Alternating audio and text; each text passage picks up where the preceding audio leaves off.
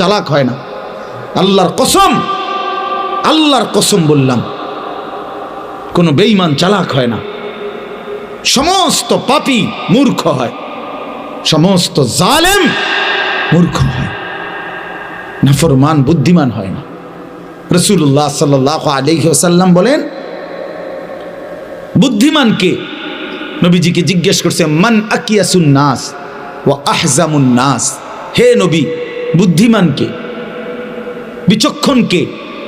নবী সাল্লাল্লাহু আলাইহি সাল্লাম বলেন, আকসারুহুম যিকরান লিল মাউত, বেশি বেশি যে মৃত্যুকে স্মরণ করে, ওয়া আকসারুহুম ইস্তিদাদান লিল মাউত, যে বেশি বেশি মৃত্যুর জন্য প্রস্তুতি গ্রহণ করে, সে বুদ্ধিমান।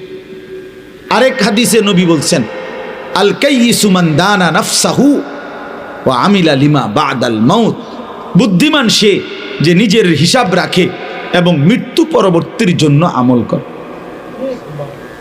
রাসূলুল্লাহ সাল্লাল্লাহু আলাইহি ওয়াসাল্লাম বলছে, কোরআন শরীফে আল্লাহ তাআলা বলছে, যারা ইলমের কদর বোঝে, ইন্নামা ইয়াতাযাক্কারু উলুল আলবাব, তারা বুদ্ধিমান। যারা তিনটা কাজ করে নিয়মিত, আল্লাহ বলে তারা বুদ্ধিমান। এক, যারা দাঁড়িয়ে বসে শুয়ে হর হালাতে আল্লাহ তাআলার জিকির করে, যারা আল্লাহ তাআলার কুদরত নিয়ে ফিকির করে আর বেশি বেশি আল্লাহর কাছে দোয়া করে।